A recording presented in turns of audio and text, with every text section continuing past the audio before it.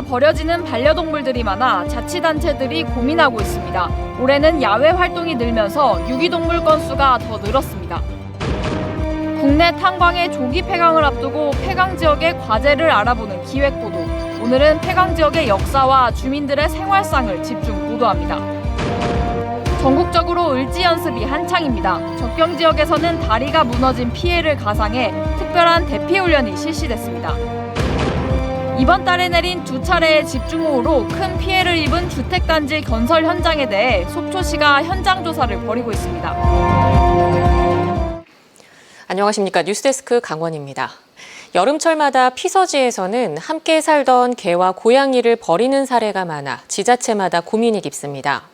여기에다 최근 거리두기 완화로 야외 활동이 늘어나 유기동물 건수가 2배로 급증했습니다. 이하라 기자입니다. 작고 귀여운 애완견들. 언뜻 보기에 강아지 호텔 같지만 이곳은 유기동물이 모여있는 강릉시 동물사랑센터입니다. 버려진 개와 고양이들이 살고 있습니다. 지난해 6월과 7월에는 모두 95마리의 유기동물이 접수됐는데 올해는 181마리로 2배 가까이 폭증했습니다.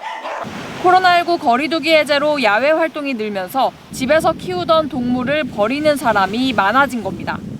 특히 매년 세 자릿수를 유지했던 버려지는 고양이 수가 지난해 1000마리대로 늘었습니다.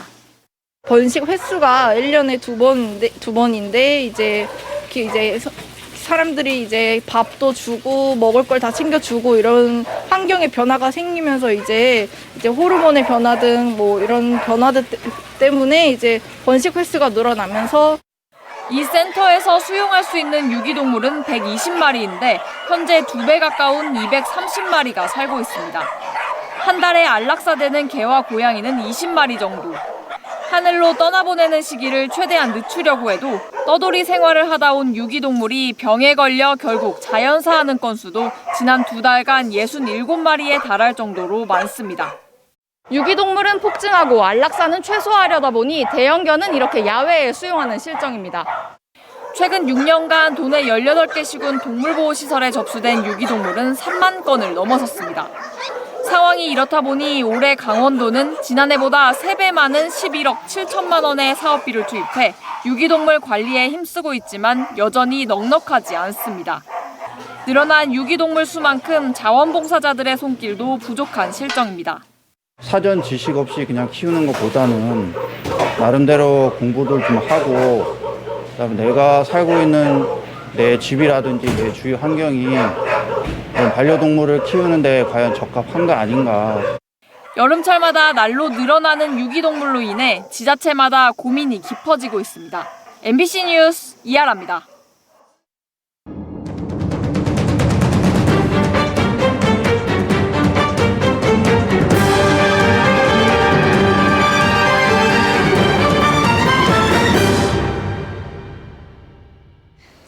국내 탄광의 조기 폐광을 앞두고 폐광 지역의 미래 발전 방향을 모색하는 기획 보도 순서입니다. 오늘은 탄광 지역의 역사와 주민들의 생활상을 조규환, 김형우 기자가 차례로 취재했습니다. 국내 석탄 광산은 일제강점기 때 처음 개발돼 6.25 전쟁 이후 경제개발 분위기를 타고 흥근기를 맞기 시작했습니다. 지난 1962년 이후 정부가 경제개발 5개년 계획을 추진하면서 석탄 산업도 빠르게 성장했습니다. 60년대 후반부터 70년대 후반까지가 가장 전성기였어요. 그때는 여기 읍단의 인구가 5만이 넘었으니까. 강원도 삼척군 정부는 한때 광부들을 산업 전사로 부르며 이들을 격려했습니다. 우리 경제의 중요한 부분을 점령하고 있기 때문에 또 여러분들이 지금까지 어려운 여건 속에서도 잘 인내하고 또 꾸준히 정부 시책에 잘 호응해 주셨기 때문에. 하지만 국제적인 에너지 소비 형태의 변화는 석탄 산업의 운명을 바꿔놨습니다. 석유가 석탄을 대신하고 도시 가스와 같은 청정 연료가 보급되면서 국내 탄광들은 생산성 악화 등으로 밀려나기 시작했습니다. 네, 우리나라 석탄이 되게 소중한 토종 에너지였지만 그 석유라든지 가스 같이 좀 더 깨끗하고 효율적인 에너지로 전환이 이루어지면서 급기야 지난 1989년 석탄산업 합리화 조치가 단행됐고 탄광 지역은 날로 쇠퇴해 한때 300곳 넘는 탄광은 지금 4곳으로 줄었습니다. 탄광들이 줄지어 문을 닫으면서 광부들은 일자리를 잃었고 주민들마저 생계를 걱정하게 되며 폐광 지역의 분노는 들끓었습니다. 국가기록원에서 발굴한 당시 정부 자료에 따르면 정부 부처들은 탄광 이직자와 사업자, 석탄산업 육성을 위한 방안을 모색했지만 갑작스런 탄광 지역 위기를 막지는 못했습니다. 탄광 지역은 또다시 들고 일어났습니다. 1993년 정성 고항과 사부, 남면 주민들이 벌기한 데 이어 1995년엔 강원 남부 탄광 지역 주민들이 대거 생존권 투쟁에 동참하고 나섰습니다. 결국 정부는 3.3 합의문을 통해 폐광 지역에 전폭적인 지원을 약속했습니다. 이를 계기로 폐광 지역 개발 지원에 관한 특별법, 이른바 폐특법이 1995년 만들어져 국내 유일의 내국인 카지노인 강원랜드가 들어서게 됐습니다.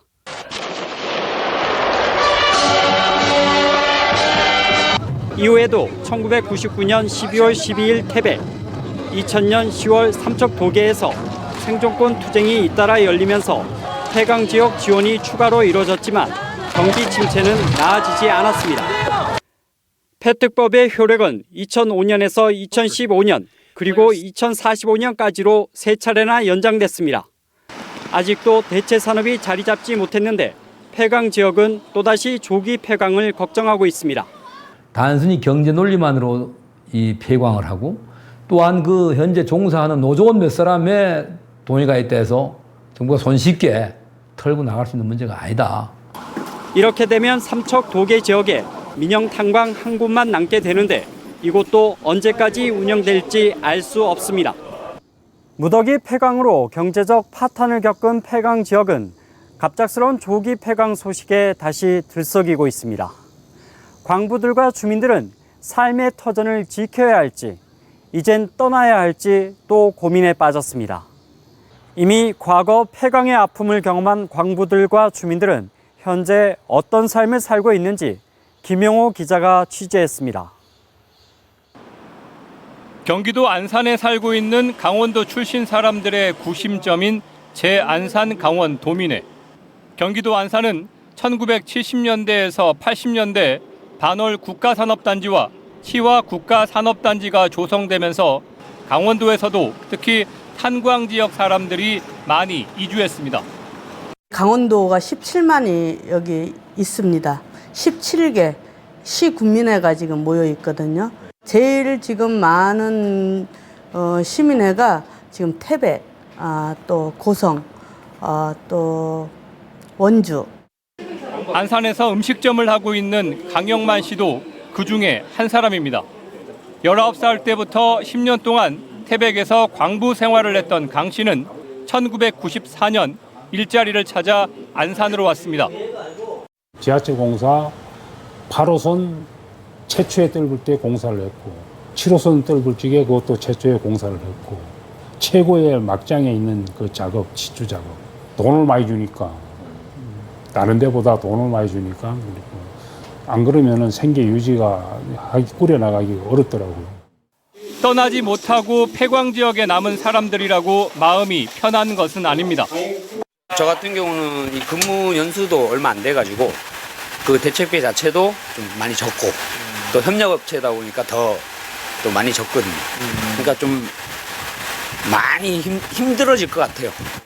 남은 탄광마저 제대로 운영되지 않다 보니 장사는 예전만큼 되지 않고 그렇다고 이제 와서 떠나기도 쉽지 않은 상황입니다. 그때는 뭐 가불병이 도니까 24시간을 영업을 했는데 지금은 거의 병반이 없잖아요. 지금 없으니까 더 힘들죠. 그 인구가 없으니까 일단. 실제 석탄산업 합리화 정책 시행 이후 폐광지역 특별법이 제정되기까지 6년 동안 전국 폐광지역에서는 21만 명이나 인구가 줄었습니다. 최근 10년 동안에도 인구 감소는 계속됐습니다. 태백시는 15%, 삼척시는 9.7%의 인구 감소를 기록했는데 최근 들어서도 매년 1,000명에서 2,000명이 줄고 있습니다. 폐광 지역을 떠난 사람들은 40년 전 시행됐던 석탄 산업 합리화 사업이 잘못됐다고 말합니다. 탄광 숫자를 줄이는 데에만 관심이 있었지 탄광 지역이 어떻게 살아갈지는 생각하지 않았다는 겁니다.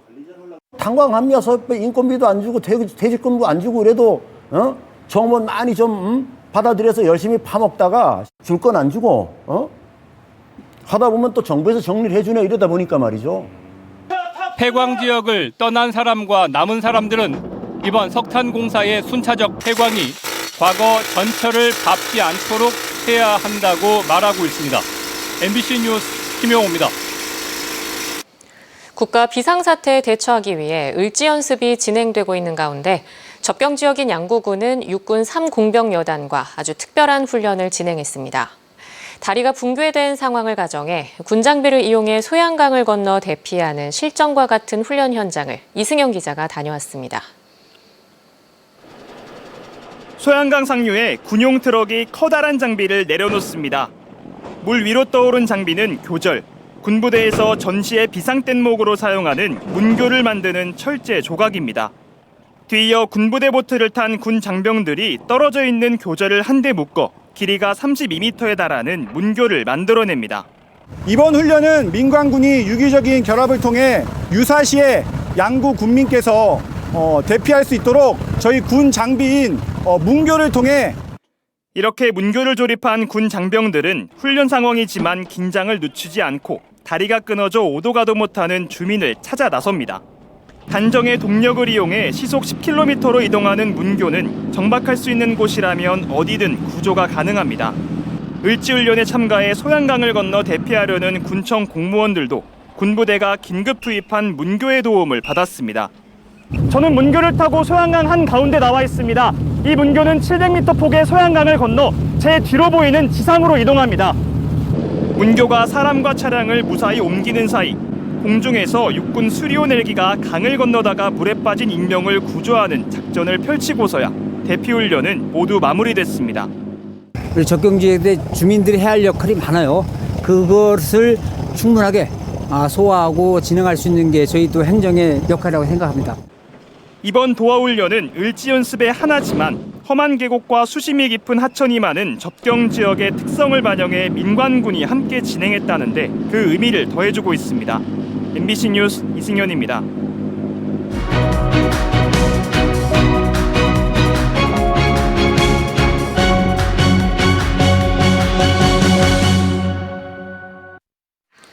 도내 코로나19 확진자 수가 어제 다시 4,000명대로 올라선 가운데 오늘은 오후 6시 기준 4,632명이 새로 확진됐습니다. 지역별로는 강릉 538명, 속초 297명, 동해 253명, 삼척 162명, 태백 84명 등이며 누적 확진자 수는 65만 8천 명을 넘겼습니다. 중환자 병상 가동률은 76.1%에 육박하며 46개 병상 가운데 11개 병상만 남아있는 상황이고 준중환자와 중등증 환자 병상 가동률도 60%를 웃돌고 있습니다. 지난 9일과 16일에 내린 집중호우로 속초시 장사동의 대형 주택단지 건설 현장에서 토사가 하류로 흘러내려 일부 주민들이 피해를 입은 데 대해 속초시가 현장 조사를 진행하고 있습니다. 속초시는 집중호우 예보에도 불구하고 시공사에서 별다른 대책 없이 현장을 방치한 정황이 있다며 업체를 상대로 안전 대책과 해결 방안을 제출하도록 했습니다. 주민들은 토사가 쏠려와 창고와 농지에 피해를 입었다며 정확한 조사와 보상 등을 요구하고 있습니다. 속초시는 업체에서 자신들의 잘못으로 피해가 발생한 점을 인정하고 있어 현장 복구와 보상 과정 등을 지켜보면서 행정 지도할 계획이라고 설명했습니다. 올 2분기 강원도 소비자 물가가 전국에서 가장 높은 6.6% 인상됐습니다. 올 2분기 강원도 소비자 물가는 교통비가 19.4%, 주택, 수도, 전기 및 연료값이 8.9% 오르면서 물가 상승세를 주도해 전국 소비자 물가 상승률 5.4%를 1.2%포인트 웃돌았습니다. 강원통계지청은 강원 지역 소비자 물가 상승률이 지난해 2분기부터 전국 평균을 꾸준히 상회하고 있다고 밝혔습니다. 뚜르드 DMZ 2022 국제자전거대회가 오는 26일부터 30일까지 닷새간 열립니다. 이번 대회는 2019년 이후 3년 만에 다시 열리는 대회로 인천과 경기, 강원도 10개 시군을 경유하는 비무장지대와 접경 지역을 따라 2,000명의 선수가 552.7km의 대장정에 나섭니다. 대회 장소는 경기도 고양시를 시작으로 인천 강화군, 경기도 파주시, 철원군, 인제군에서 구간 시상과 출발 행사를 갖고 오는 30일 고성군에서 폐막합니다. 강릉시가 반려동물과 함께 걷는 강릉 바웃길 산책 구간을 개통했습니다. 강릉시는 바웃길 5구간 안목입구에서 송정해변까지 16구간 오죽헌 메타세콰이어 길부터 선교장까지 17구간 안반대기 운유촌 마을회관부터 멍해 전망대까지 3곳 총 3.1km를 펫 구간으로 정해 배변 봉투함과 안내 입간판을 설치했습니다.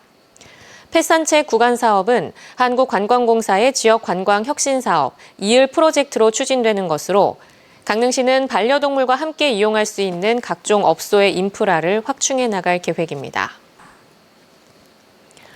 속초시가 명태 가공 업종의 인력난을 해소하기 위해 외국인 계절 근로자를 모집합니다.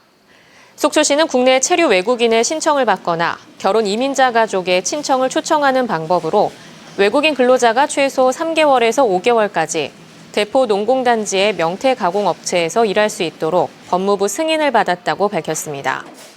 외국인 계절 근로자 참여 신청은 다음 달 16일까지며 선정된 외국인은 오는 10월부터 내년 2월까지 일하게 됩니다. 삼척시가 민선 8기를 맞아 시민과 소통하는 열린 행정을 위해 주민 맞춤형 현장 민원실을 운영합니다. 삼척시는 매월 세 번째 금요일 오전 10시부터 오후 1시까지 관내 12개의 읍면동을 순차적으로 찾아가 시장과 함께하는 동네 한바퀴를 운영한다고 밝혔습니다. 강원 뉴스 마칩니다. 고맙습니다.